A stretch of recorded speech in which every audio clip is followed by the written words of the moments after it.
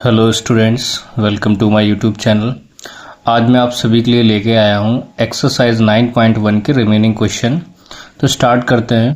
Question number 11 है, a TV tower stands vertically on a bank of a canal. एक TV tower है जो किसी नहर के एक किनारे पर वर्टिकली स्टैंड कर रहा है। From a point on the other bank directly opposite to the tower.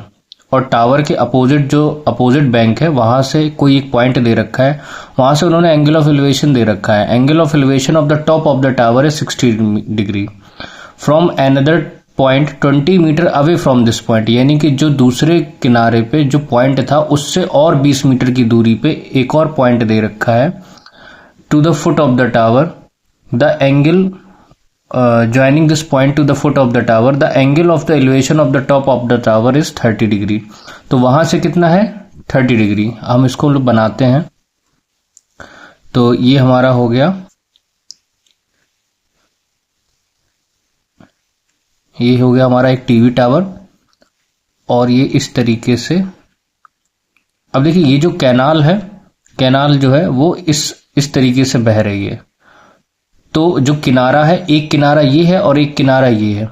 तो एक किनारे पर टावर वर्टिकली है और एक किनारे से पॉइंट दे रखा है। तो मैंने ये दूसरा किनारा ले रखा है और यहां से जब मैं इस पे एंगल ऑफ एलिवेशन बनाऊंगा तो कुछ इस तरीके से बनाऊंगा। मैंने कुछ इस तरीके से बना दिया।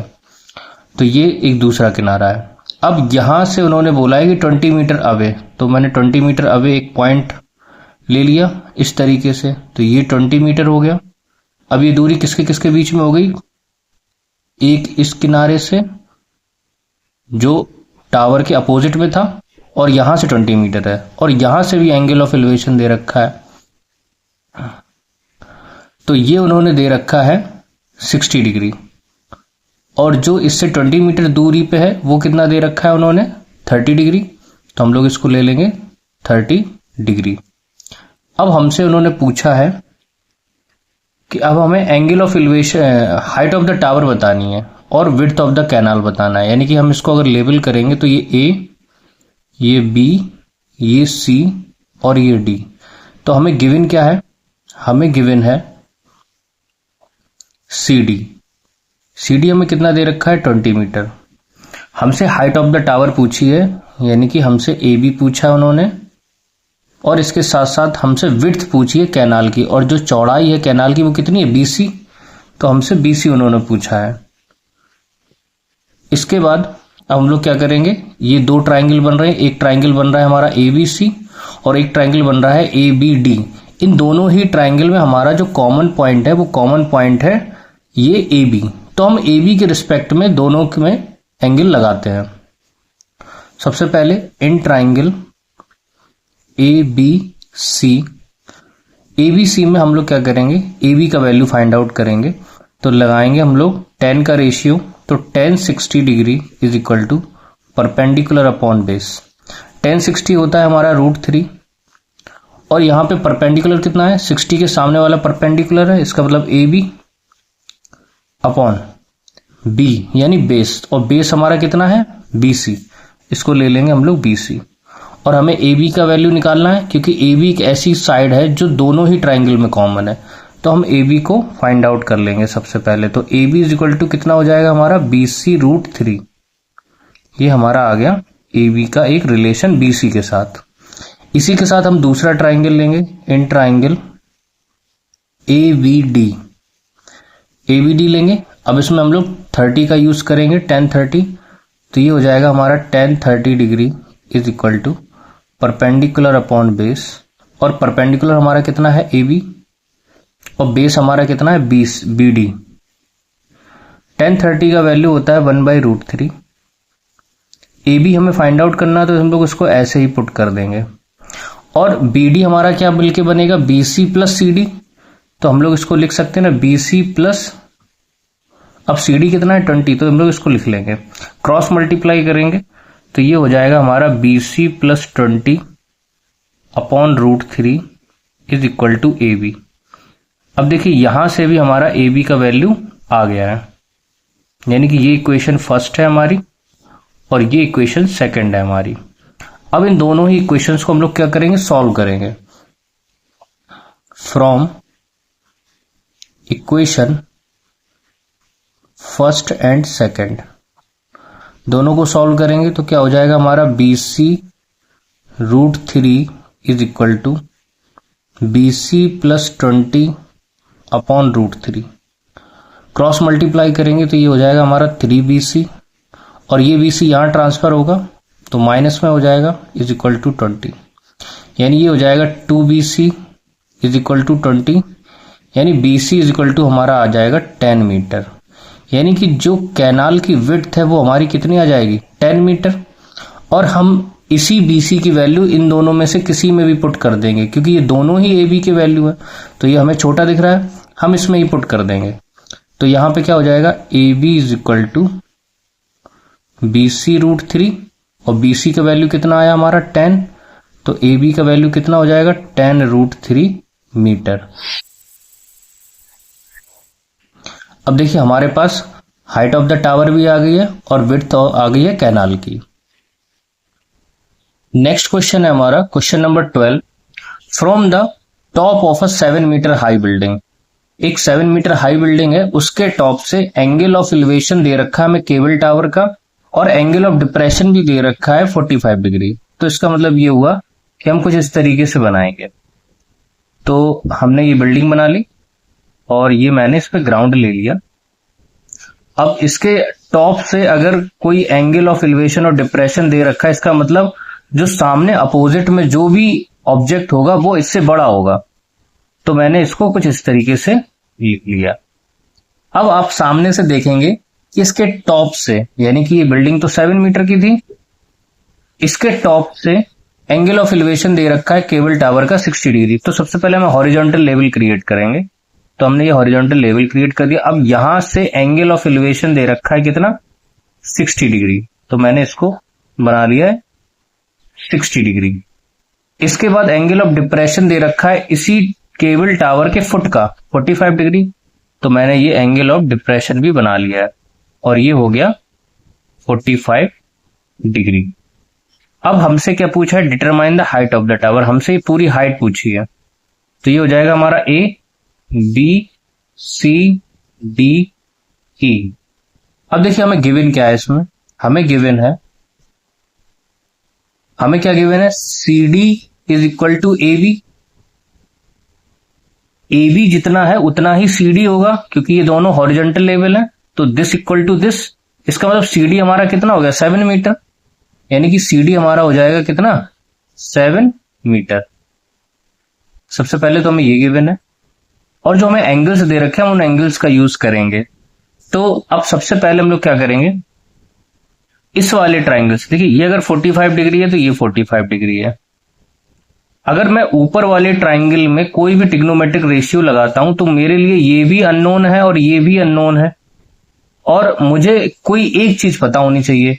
अच्छा, मैं इस बेस को इस ट्राइंगल से निकाल सकता हूं, ठीक है। कैसे, क्योंकि मुझे ये पता है और ये नहीं पता है, और इसमें एंगल भी दे रखा है, तो मैं ये पता कर लूंगा, और ये इक्वल टू ये हो जाएगा, तो इसका बेस भी हमें पता चल जाएगा। जब इसका बेस पता चल जाएगा तो हमें ये फाइंड आउट हो जाएगी। तो सबसे पहले हम छोटे वाले ट्राइंगल में लिखते हैं, इन ट्राइंगल ABC हम लोग 1045 का यूज करेंगे, तो होता है परपेंडिकुलर अपॉन बेस, 1045 होता है 1, और परपेंडिकुलर हमारा कितना है 7, और बेस कितना है BC। It means cross multiply करेंगे तो BC is equal to 7 metre, यानी कि BC हमारा कितना आया, ये आ गया हमारा 7 मीटर, और जितना ये होगा उतना ही AD होगा। तो क्या हम यहां पे लिख सकते हैं AD is equal to BC, तो इसका मतलब AD इज इक्वल टू क्या हो जाएगा हमारा 7 मीटर। अब हमें AD भी पता चल गया। अब हम लोग ऊपर वाले ट्राइंगल में जाएंगे, तो इन ट्राइंगल ADE हम लोग 1060 का यूज करेंगे, परपेंडिकुलर अपॉन बेस, 1060 होता है हमारा √3, परपेंडिकुलर है हमारा ED, और बेस है हमारा AD हमारा अभी कितना आया 7, तो इसको क्रॉस मल्टीप्लाई करेंगे तो ED इज इक्वल टू हो जाएगा 7√3 मीटर। अब हमें height of the tower find out करना था, यानी हमें EC फाइंड करना था। तो EC किससे मिलके बना है, CD प्लस DE, और देखिए सी डी किसके बराबर था, ए बी के, हमने पहले ही लिख रखा था, तो ये 7 प्लस, और डीई अभी हमने निकाला है 7√3, तो 7 कॉमन लेंगे तो ये हो जाएगा 1 प्लस √3 मीटर, यानी ईसी हमारा कितना निकल के आया 7 ब्रैकेट में 1 प्लस √3। नेक्स्ट क्वेश्चन है हमारा question number 13। As observe from the top of 75 metre high lighthouse from a sea level. एक समुद्र के किनारे आपने लाइट हाउस देखा होगा हॉलीवुड मूवीज में, तो इसी को इमेजिन करके हम लोग चलेंगे कि सी लेवल से एक किनारे पे लाइट हाउस है और वो 75 मीटर हाई है। The angle of depression of two ships, यानी कि उसके टॉप से कोई देख रहा होगा, और ये हमें यहाँ पे दे भी रखा है कि an observe from the top, यानी उसके टॉप से जब देखा तो एंगल ऑफ डिप्रेशन दे रखा है। दो शिप्स आ रही हैं, एक 30 डिग्री से और एक 40 डिग्री से। If one ship is exactly behind the other on the same side of the light house, find the distance between the two ships, यानी कि जो शिप्स हैं वो किसी एक साइड आ रही हैं, यानी कि दोनों, जैसे मान के चलिए कि ये मैंने एक लाइट हाउस ले लिया, मैंने लाइट हाउस ले लिया ए बी, और जो समंदर होगा वो समंदर इधर भी होगा और समंदर इधर भी होगा, तो मैंने समंदर इस साइड ले लिया है, ठीक है, इस तरीके से। अब जो शिप्स हैं वो शिप्स एक साइड से आ रही हैं, जैसे मान के चले एक शिप मैंने ये ले ली और एक शिप मैंने ये ले ली, और ये दोनों ही शिप ये लाइट हाउस की तरफ आ रही हैं, और ये मैंने इसका हॉरिजॉन्टल लेवल ले लिया। हॉरिजॉन्टल लेवल मैंने इसलिए लिया है क्योंकि जो ऑब्जर्वर है वो इसके लाइट हाउस के टॉप पे है और ये 75 मीटर है, और यहां से जब ऑब्जर्वर दोनों ही शिप्स को देखता है तो एंगल अलग अलग बनाता है, तो ये मैंने ड्रॉ कर लिया। एक बनाता है 30 डिग्री, एक बनाता है 45 डिग्री। अगर इस हॉरिजॉन्टल लेवल से देखा जाए तो लाइन ऑफ साइट से ये वाला हो जाएगा छोटा वाला एंगल यानी 30 डिग्री, और ये वाला हो जाएगा बड़ा वाला एंगल यानी 45 डिग्री। अगर ये 45 है तो फिर ये 45 हो जाएगा, ठीक है, और अगर ये 30 है तो ये इसका क्या हो जाएगा, ये 30 डिग्री हो जाएगा। हमसे क्या पूछा है, डिस्टेंस बिटवीन टू शिप्स, यानी कि ये जो सी और डी पॉइंट है इनके बीच की हमें दूरी फाइंड आउट करनी है। सिंपल है, हम लोग क्या करेंगे, एक एक ट्राइंगल को लेंगे। देखिए दो ट्राइंगल है ए बी सी और ए बी डी, इन दोनों ही ट्राइंगल में कॉमन क्या है, ए बी, तो हम ए बी के रेस्पेक्ट में वैल्यू फाइंड आउट करेंगे। तो सबसे पहले छोटा वाला ट्राइंगल लेंगे, तो in triangle A B C tan 45 angle of elevation है तो 45 डिग्री, परपेंडिकुलर अपॉन बेस, तो परपेंडिकुलर हमारा कितना है ए बी और बेस कितना है बी सी। tan 45 1 है और ए बी हमारा है 75 मीटर, और बी सी हमें निकालना है, तो हम BC को निकाल लेंगे, क्रॉस मल्टीप्लाई करेंगे तो BC इज इक्वल टू आ जाएगा 75 मीटर। तो ये हो गया हमारा बेस BC। अब हम लोग बड़ा वाला ट्राइंगल लेंगे, तो in triangle ABD tan 30 degree, perpendicular upon base, perpendicular कितना है AB और बेस कितना है, बेस पूरा है BD, तो हम लोग इसको BD ले लेंगे। tan 30 का वैल्यू होता है 1/√3 इज इक्वल टू AB हमें पता है 75, और BD को हम लोग ब्रेक कर सकते हैं किसमें, BC प्लस CD, और BC का भी हमने वैल्यू निकाला था 75, क्रॉस मल्टीप्लाई करेंगे तो ये हो जाएगा BC plus CD is equal to 75√3। BC का वैल्यू है 75, तो ये BC वहां ट्रांसफर हो जाएगा, तो CD का वैल्यू कितना आ जाएगा 75√3 माइनस, ये BC माइनस में आ जाएगा और ये BC का वैल्यू हम पुट कर देंगे 75, तो CD हमारा कितना आ जाएगा 75√3 माइनस 1, और इसका हम मेजरमेंट भी लिख देंगे, यूनिट भी लिखेंगे मीटर। नेक्स्ट क्वेश्चन हमारा question number 14। A 1.2 meter tall girl spots a balloon moving with the wind in a horizontal line at a height of 88.2 meter from the ground। तो मैं इसका फिगर बनाऊंगा, ये पहले मैं ग्राउंड लेवल बनाता हूं, मैंने ये ग्राउंड लेवल बनाया। अब इस ग्राउंड लेवल पे एक लड़की खड़ी हुई है इस तरीके से, मैंने इसको ले लिया A और B, और इसकी हाइट दे रखी है 1.2 मीटर। अब ये बोला है कि ये लड़की जो है जब आसमान में देखती है तो एक बलून उड़ता हुआ दिखाई पड़ता है उसको, कितनी हाइट पे, 88.2 मीटर। तो मैंने एक बलून देख लिया, मैंने सोचा ये एक बलून है और ये लड़की उसको देख रही। अगर ये इसको देख रही, इसका मतलब ये अपने हॉरिजॉन्टल लेवल से देख रही होगी आंखों से, तो ये मैंने इसका हॉरिजॉन्टल लेवल ड्रॉ कर दिया। और ये जब अपने आंखों से देखेगी तो इस तरीके से देखेगी। और ये जो बलून है ये कितना है, 88.2 मीटर, यानी कि ये बलून की जो हाइट है ग्राउंड से वो दे रखी है 88.2 मीटर। इसको मैंने सी ले लिया, इसको मैंने डी ले लिया। अगर ये पूरा 88.2 है तो ये 1.2 यहां पे है, तो इसका मतलब ये 1.2 होगा। तो इसका मतलब ये 1.2 हो जाएगा मेजरमेंट में। तो ये बाकी का बचा हुआ कितना हो जाएगा, 87 हो जाएगा। तो हम इसको लिख लेंगे 87 मीटर और ये हो जाएगा हमारा 1.2 मीटर। और मैं इसको बीच में एक पॉइंट ले लूंगा P, ठीक है। अगर हम इसको ऐड करेंगे तो हमारा 88.2 आएगा। अब आगे बोला है the angle of elevation of balloon from eyes of the girl at any instant is 60 degree, यानी जो एंगल ऑफ एलिवेशन था वो 60 डिग्री था। अब आगे लिखा हुआ है after some time the angle of elevation reduces to 30 degree. अब देखिए उन्होंने हमें ये नहीं बताया है कि जो एंगल, जो बलून है वो किस तरफ जा रहा है। उन्होंने बस ये बोला है कि वो विंड के अकॉर्डिंग मूव कर रहा है, यानी कि हवा यहां से भी चल सकती है और यहां हवा ऐसे भी चल सकती है। अगर हवा ऐसे चलेगी तो बलून सी पॉइंट से इस साइड आएगा, अगर हवा इस साइड से चल रही होगी तो इस पॉइंट से इस साइड वो चला जाएगा। अब ये हम कैसे डिसाइड करेंगे कि हमारा ये बलून इस साइड जाएगा या उस साइड जाएगा, ये हम एंगल से डिसाइड करेंगे। इसमें लिखा है कि रिड्यूसेस टू 30 डिग्री, यानी पहले जो एंगल था वो था 60 डिग्री, अब ये 30 डिग्री हो गया।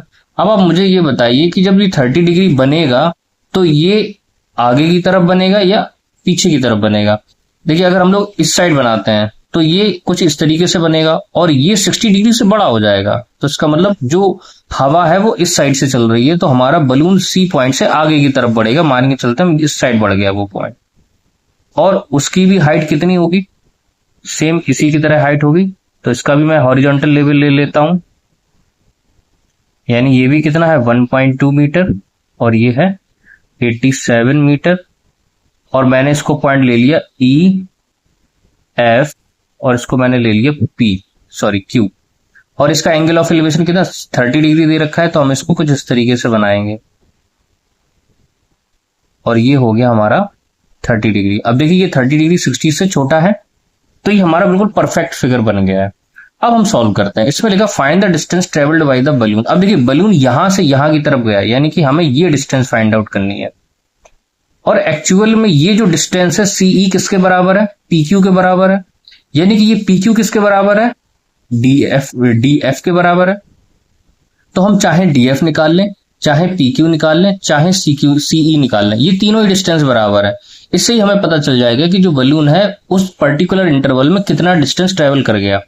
अब देखिए ट्राइंगल हमारे कहां से बना रहा है, उसकी लाइन ऑफ साइट से बना रहा है, हॉरिजॉन्टल लेवल से बना रहा है। तो इसका मतलब ये हुआ कि हम पीक्यू निकालेंगे। तो सबसे पहले हम ये छोटा वाला ट्राइंगल लेंगे, ठीक है, ए सी पी, तो यहां पे लेंगे इन ट्राइंगल ए सी पी हम लोग 60 डिग्री का यूज करेंगे। तो ये हो जाएगा 10 60 degree is equal to perpendicular upon base. अब इस वाले एंगल के लिए ये परपेंडिकुलर हो जाएगा सीपी, तो ये हो जाएगा हमारा सीपी अपॉन बेस कितना हो जाएगा एपी, तो ये हो जाएगा एपी। और 10 60 कितना होता है √3। अच्छा एपी हमें दे नहीं रखा है तो इसकी वैल्यू निकाल लेंगे। सीपी हमें दे रखा है, यानी एपी यहां आएगा और सीपी का वैल्यू पुट करेंगे 87 और ये √3 नीचे आ जाएगा। अब देखिए ये जो 87 है ये कटेगा 3 से, तो इसका मतलब हम इसको रेशनलाइज कर लेंगे। रेशनलाइज करेंगे तो ये हो जाएगा √3 अपॉन √3, तो ये हो जाएगा AP is equal to 87 √3 upon 3 cut कर लेंगे, तो एपी इज इक्वल टू हो जाएगा 3 2 जा 6 और 3 9 जा 27 √3, यानी कि एपी हमारा कितना आया 29 √3 मीटर। अब इसके बाद हम लोग दूसरा ट्राइंगल लेंगे, बड़ा वाला ट्राइंगल। तो हमने इसको यहां पे ले लेंगे, इन ट्राइंगल ए क्यू ई, ए क्यू ई, ये हो जाएगा हमारा tan 30 degree, perpendicular upon base. Perpendicular हमें कितना दे रखा है, ई क्यू, ये हो जाएगा ई क्यू, और बेस हमें कितना दे रखा है, ए क्यू, ये हो जाएगा ए क्यू। और tan 30 हमारा कितना हो गया, 1/√3। ई क्यू हमें दे रखा है 87, और ए क्यू को हम ब्रेक कर लेंगे, A P plus P Q, cross multiply करेंगे तो ये हो जाएगा A P plus P Q is equal to 87√3। AP का भी हमने वैल्यू निकाला है, तो एपी का वैल्यू पुट करेंगे तो हो जाएगा 29√3 plus P Q is equal to 87√3। अच्छा, ये पी क्यू हमारा किसके बराबर है, सीई के बराबर, तो हम इसको सीई लिख सकते हैं, और ये इसको वहां भेजेंगे तो 87√3 माइनस 29√3। अब हमें 87 में से 29 माइनस करना है। अगर आपको इसको डिफिकल्ट लगे तो आप 29 माइनस करके ना, कितना माइनस करें, 30 माइनस करें। अगर आप 30 माइनस करेंगे 87 में से तो हमारा 57 आएगा, और आपने कितना एक्स्ट्रा माइनस किया था, 1, तो ये हो जाएगा, एक कम कर दीजिए 57 में से, तो ये हो जाएगा 56√3। यानी सीई का वैल्यू आया 56√3 मीटर। यानी कि ये वो डिस्टेंस है जो बलून ने कवर की थी उस पर्टिकुलर इंटरवल में। लास्ट क्वेश्चन है वो आपका 15। A straight highway leads to the foot of the tower. एक टावर है, मैंने एक टावर बनाया और ये मैंने एक हाईवे बनाया। अब इसमें ये बोला गया है कि straight highway leads to the foot of the tower, यानी जो हाईवे है ये फुट ऑफ द टावर की तरफ ले जाता है हमें। A man standing at the top of the tower observes a car at an angle of depression of 30 degree which is approaching the foot of the tower with uniform speed। एक आदमी है, ठीक है, वो क्या कर रहा है, वो टावर के टॉप पे बैठा हुआ है, ठीक है, खड़ा हुआ है, और उसने एक कार को देखा जो कार इसी टावर की तरफ आ रही है। तो जब उसने देखा था तो एंगल ऑफ डिप्रेशन था 30 डिग्री। यानी कि कुछ इस तरीके से होगा। मैं इसका हॉरिजॉन्टल लेवल पहले बनाता हूं, ये मैंने उसका हॉरिजॉन्टल लेवल बना दिया। अब जो एंगल ऑफ डिप्रेशन बना रहा था वो 30 डिग्री बना रहा था, यानी कि कुछ इस तरीके से, यानी कि कार हमारी यहां पे होगी कहीं पे, और ये हो गया 30 डिग्री। अब क्या बोला है, 6 सेकंड लेटर, 6 सेकंड बाद क्या होगा। अब देखिए 6 सेकंड बाद क्या होगा, अगर वो कार इस तरफ आ रही तो इसका मतलब कार आगे की तरफ बढ़ गई होगी, यानी कि कार यहां आ गई होगी। The angle of depression is car is to be found 60 degree, यानी कि अब एंगल ऑफ डिप्रेशन कितना हो गया, 60 डिग्री। यानी अब ये वाला एंगल कितना हो गया, ये हो गया 60 degree. Find the time taken by the car to reach the foot of the tower from this point, यानी कि हमें टाइम बताना है कि वो फुट ऑफ द टावर तक कब तक पहुंच जाएगी। हम इसको नाम देते हैं ए बी सी डी। ये अगर 30 है तो ये हमारा 30 डिग्री हो गया, ये हमारा पूरा 60 डिग्री है तो ये हमारा 60 डिग्री हो गया। अब हमें टाइम बताना है। अब आप एक बात गैस करिए कि मुझे देखिए सारा कुछ टाइम पे दे रखा है। उन्होंने ये बोला है कि जब डी पॉइंट से सी पॉइंट की तरफ ये भी कार गई है तो उसने 6 सेकंड लिए हैं। कितने सेकंड लिए हैं, 6 सेकंड लिए हैं, और यूनिफॉर्म स्पीड से चल रही थी। अगर मुझे मेजरमेंट, अगर मुझसे टाइम ना पूछा होता, टाइम के अलावा मुझसे कुछ और पूछा होता, जैसे डिस्टेंस पूछा होता, स्पीड पूछा होता, तो मैं क्या करता, मैं इसके लिए मैं एक स्पीड लेट करता, उसके बाद मैं फिर डिस्टेंस निकालता, तब मैं डिस्टेंस फाइंड आउट कर लेता, या उससे मैं स्पीड फाइंड आउट कर लेता। लेकिन मुझसे यहाँ सेकंड में देके, यानी कि टाइम में देके टाइम ही पूछा है, तो इसका मतलब ये हुआ कि मैं अब इसको किसी में चेंज नहीं करूंगा, मैं इसको ऐसे ही मान के चलूंगा, ठीक है। तो इसको में आप लोग कुछ भी, कोई भी चीज लेट मत करिएगा। अब हम लोग क्या करेंगे, दो ट्राइंगल बन रहे हैं, दोनों ट्राइंगल में कॉमन क्या है हमारा ए बी, और ये दोनों ट्राइंगल बन रहे हैं इस तरीके से ए बी डी और ए बी सी, ठीक है। और तो कुछ हमें दे नहीं रखा। अब हम लोग क्या करेंगे, इस ए बी के रिस्पेक्ट में दोनों ट्राइंगल्स की वैल्यू फाइंड आउट करेंगे। तो सबसे पहले छोटा वाला लेते हैं हम लोग triangle, in triangle A B C tan 60 degree is equal to perpendicular upon base. तो 1060 हो जाएगा √3। परपेंडिकुलर है हमारा AB और बेस है हमारा CB। तो हमें AB फाइंड आउट करना है, क्योंकि हमें AB कॉमन दिख रहा है दोनों ही ट्राइंगल्स में, तो हम AB का वैल्यू फाइंड आउट करेंगे। तो AB इज इक्वल टू हो जाएगा BC √3। ये इक्वेशन फर्स्ट हो जाएगी। अब बड़ा वाला ट्राइंगल लेंगे, तो in triangle ABD tan 30 degree is equal to perpendicular upon base. tan 30 का वैल्यू 1/√3, परपेंडिकुलर हो जाएगा हमारा AB और बेस हमारा हो जाएगा DB। अब DB को हम ब्रेक कर सकते हैं, क्रॉस मल्टीप्लाई करेंगे तो यहां DB को लिख सकते हैं DC प्लस CB, और ये हमारा √3 हो जाएगा, और ये AB। तो अभी हमने DC का वैल्यू देखा है, वो सेकंड में दे रखा है टाइम में, तो हम इसमें लिख लेंगे 6 plus BC upon √3 is equal to AB।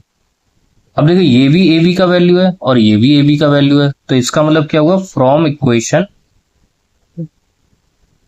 First and second BC √3 is equal to 6 plus BC upon √3। Cross multiply करेंगे तो ये हो जाएगा हमारा 3BC, और ये BC यहां आएगा तो माइनस का हो जाएगा, यानी ये 2BC is equal to 6 cut हो जाएगा, यानी कि BC is equal to 3 second. अब देखिए ये हमें सेकंड में दे रखा, तो ये भी जब कटेगा तो सेकंड में ही आएगा, टाइम में ही आएगा, यानी कि ये जो कार है जब इस C पॉइंट से इस पॉइंट पे आई थी तो 3 सेकंड उसने और ले लिए। ठीक है, अब हमसे कुछ भी पूछ लो आप, अगर आप पूछोगे कि D पॉइंट से B पॉइंट तक पहुंचेगी तो कितना टाइम लेगी, तो 6 और 3 9। C पॉइंट से B पॉइंट तक पहुंचेगी तो कितना टाइम लेगी, तो 3 सेकेंड। तो फाइनली हमने इस तरीके से इसको बता दिया है। अब देखिए एक मेन पॉइंट ये है हाइट एंड डिस्टेंस में कि मैंने आपको जितने भी क्वेश्चन कराए हैं एक्सरसाइज और एग्जाम्पल के, मैंने उसमें कोई भी फिगर बना के आपको नहीं दिया है। अगर कोई बुक में होगा भी तो भी मैंने आपको नहीं दिया, मैंने आपके सामने उस फिगर को बनाया है। तो आप भी हमेशा क्या करेंगे, हाइट एंड डिस्टेंस को अगर अच्छे से समझना है तो आप क्वेश्चन को रीड करके और उसके फिगर को बनाएंगे। जब आप उसके फिगर को बनाएंगे तो इजीली आप आसानी से उसको सॉल्व कर लेंगे, आपको किसी की हेल्प की जरूरत नहीं पड़ेगी। तो आई होप आपको ये कॉन्सेप्ट समझ में आया होगा। इस वीडियो को ज्यादा से ज्यादा शेयर कीजिए, लाइक कीजिए और चैनल को सब्सक्राइब कीजिए। नेक्स्ट लेक्चर में हम लोग इसका नेक्स्ट चैप्टर लेके आएंगे जो है हमारा circle. Thank you for watching the video.